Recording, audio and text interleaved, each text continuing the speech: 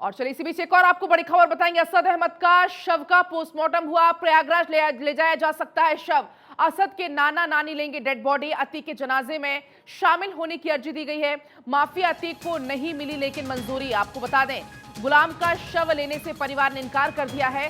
असद के साथ गुलाम का भी एनकाउंटर हुआ था। माफिया अतीक अशरफ से अब पूछताछ शुरू हो चुकी है। उमेशपाल हत्याकांड पर कई सवाल किए गए। अतीक की पत्नी शाइस्ता, जो कि अब जल्द सरेंडर कर सकती है। अब तक पुलिस की गिरफ्त से शाइस्ता बाहर है। शाइस्ता परवीन की अब सरेंडर करने की संभावना और ज्यादा प्रबल हो चुकी है। असद गुलाम के एनकाउंटर के बाद अब नई अफवाह है कि गुड्डू मुस्लिम के एनकाउंटर की भी अफवाह हालांकि सुनने को मिली है।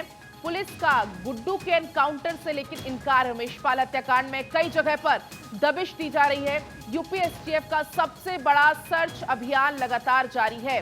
तो कल पुलिस ने एनकाउंटर किया, लेकिन अब जानकारी मिल रही है कि हो सकता है कि अपने बेटे की बॉडी लेने के लिए शाइस्ता सरेंडर कर दे। हालांकि शाइस्ता के सरेंडर करने की खबर पहले भी सामने आई थी, लेकिन पुलिस कोशिश में थी कि शाइस्ता को गिरफ्तार कर ले, लेकिन पुलिस को यह कामयाबी हाथ नहीं लग पा रही थी, क्योंकि पुलिस का कहना था कि शाइस्ता की कोई अपडेटेड फोटो नहीं है। इसकी वजह से पुलिस शाइस्ता को गिरफ्तार करने में सफलता हासिल नहीं कर पा रही है। लेकिन अब जानकारी के मुताबिक हो सकता है कि शाइस्ता सरेंडर कर दे।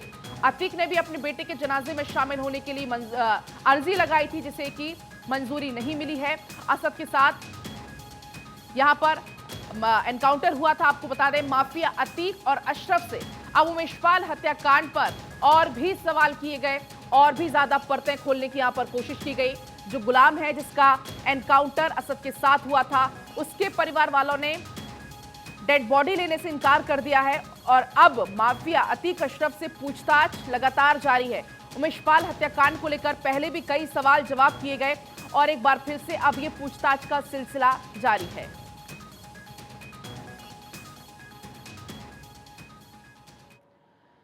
माफिया अतीक अहमद का बेटा असद मिट्टी में मिल गया। जी हां, पूर्व सांसद बाहुबली अतीक अहमद का तीसरे नंबर का बेटा असद झांसी में पुलिस की मुठभेड़ में ढेर हो गया।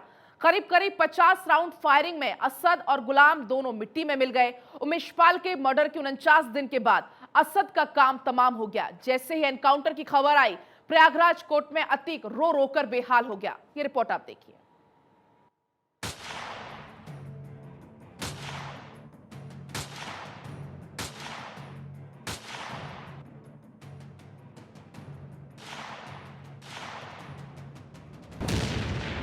तारीख 24 फरवरी 2023।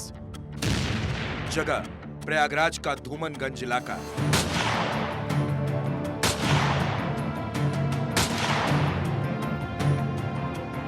चौबीस फरवरी की शाम प्रयागराज गोलियों की तड़तड़ाहट से गूंज उठा। बमबाजी से धुआं धुआं हो गया। राजू पाल हत्याकांड के मुख्य गवाह और रिश्ते में राजू पाल के साले वकील उमेश पाल की उन्हीं के घर के पास हत्या कर दी गई। इस हत्याकांड ने प्रयागराज से लेकर लखनऊ तक को हिला दिया। हत्याकांड का सीधा कनेक्शन अतीक अहमद से जुड़ा। अतीक का तीसरे नंबर का बेटा असद गोली चलाते हुए सीसीटीवी में नजर आया।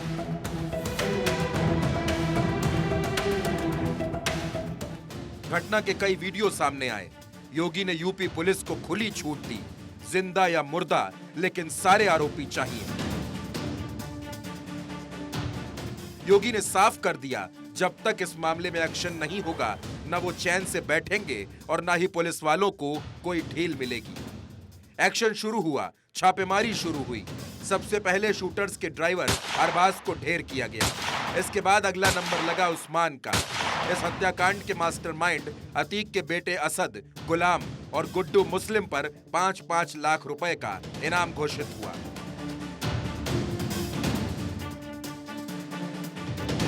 एक एक करके कई खुलासे होते रहे तो उधर प्रयागराज में बाबा का बुलडोजर गरजता रहा। चकिया में अतीक के दफ्तर को मिट्टी में मिलाया गया, लेकिन मिट्टी में मिलना बाकी था असद का। इस बीच अतीक अहमद को उमेश पाल के 2006 में हुए अपहरण के मामले में उम्र कैद की सजा हुई, तो असद अपने ठिकाने लगातार बदलता जा रहा था। असद भाग रहा था, ठिकाने बदल रहा था। बात सामने आई कि नेपाल में है। कहीं से इनपुट मिला कि गुजरात में है, लेकिन असद सबसे पहले भागकर लखनऊ आया और यहाँ वो एक सोसाइटी में अतीक के ही फ्लैट जिसका नंबर 202 था वहां रुका। लेकिन ज्यादा दिन तक यहाँ नहीं रहा और यहाँ से भागकर दिल्ली पहुंचा। दिल्ली में 3 लोगों की मदद से वो संगम विहार इलाके में 15 दिनों तक रहा। इसके बाद वो अपनी बुआ आयशा नूरी के घर पर मेरठ में रुका और मेरठ से मध्य प्रदेश भाग निकला और फिर एक प्लानिंग के तहत वो झांसी आया। लेकिन झांसी में उसके मंसूबे नाकाम हुए और यूपी एसटीएफ ने झांसी में पारीछा डैम के पास असद को ढेर कर दिया। झांसी में आज जो मुठभेड़ हुई है इसमें असद और गुलाम जो इस घटना के प्रमुख शूटर्स थे वो मारे गए हैं। इस घटना को पूरे देश ने लगभग लाइव देखा था क्योंकि सीसीटीवी फुटेजेस उपलब्ध थे। उसको तथा उसके दोनों गनर्स को मार दिया था। ऐसे व्यक्ति को पकड़ना बहुत आसान नहीं था, लेकिन फाइनली आज ट्रैक डाउन करके इनके साथ जो इनकाउंटर हुआ उसमें दोनों मारे गए। इतना ही नहीं, असद के साथ अतीक के खास शूटर गुलाम को भी ढेर कर दिया गया। दोनों बिना नंबर की डिस्कवर बाइक से जा रहे थे। दोनों के पास विदेशी हथियार थे। पुलिस को देखते ही असद ने फायरिंग शुरू कर दी। जवाबी कार्रवाई में पुलिस ने फायरिंग की। करीब 50 राउंड तक फायरिंग हो गई। बताया जा रहा है कि घटना के बाद से ही असद इतना डरा हुआ था कि वो अपने पास हमेशा 4 से 5 हथियार रखता था। असद को जिस वक्त ढेर किया गया उस वक्त भी उसके पास हथियार थे। अतीक अहमद का पुत्र असद और उसका साफ शूटर गुलाम आज झांसी के बड़ा गांव थाना क्षेत्र के पारीछा डैम के पास हुई मुठभेड़ में मारा गया। आपको बता दें कि ये जो मोटरसाइकिल पड़ी हुई है, जो पुलिस इस मोटरसाइकिल की जांच कर रही है, इसी मोटरसाइकिल से गुलाम और अतीक का पुत्र असद जो है भाग रहा था।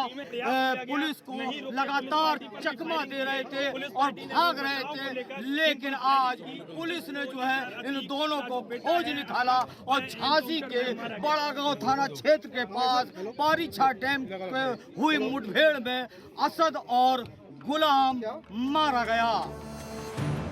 उत्तर प्रदेश पुलिस ने खुलासा किया है कि असद ने अतीक और अशरफ को छुड़ाने की योजना बनाई थी। हमारे पास ये इनपुट था, जिसके बाद पूरी टीम को एक्टिव किया गया और टीम ने शानदार काम करते हुए असद और गुलाम को ढेर कर दिया। उत्तर प्रदेश के ADG law and order Prashant Kumar ने बताया कि असद के पास वॉल्थर पिस्टल मिली है। असद और गुलाम के साथ पुलिस के बीच कई राउंड फायरिंग हुई। इस घटना के संबंध में पुलिस की वारंट बी लेके टीम 2 महत्वपूर्ण जगहों पर गई थी तथा साबरमती तथा बरेली से जो इसमें 2 साजिशकर्ता नामजद थे एफआईआर में, उनको लाया गया था।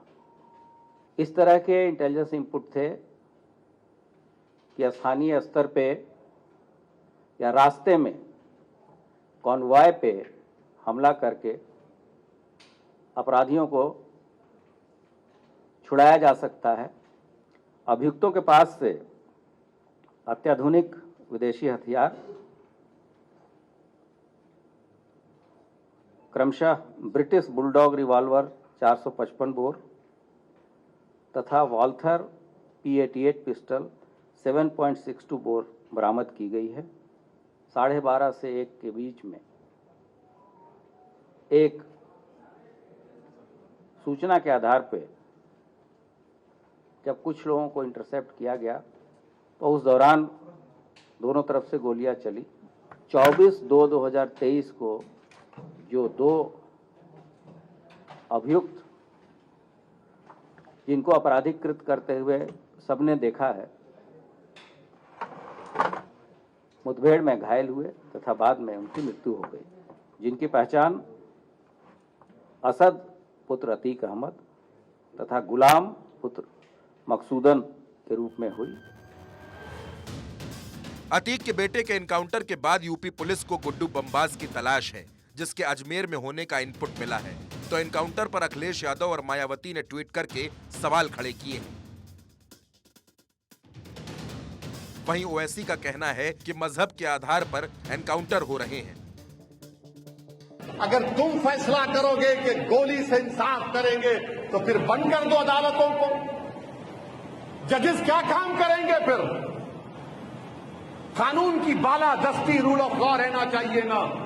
नहीं, आप तय करेंगे।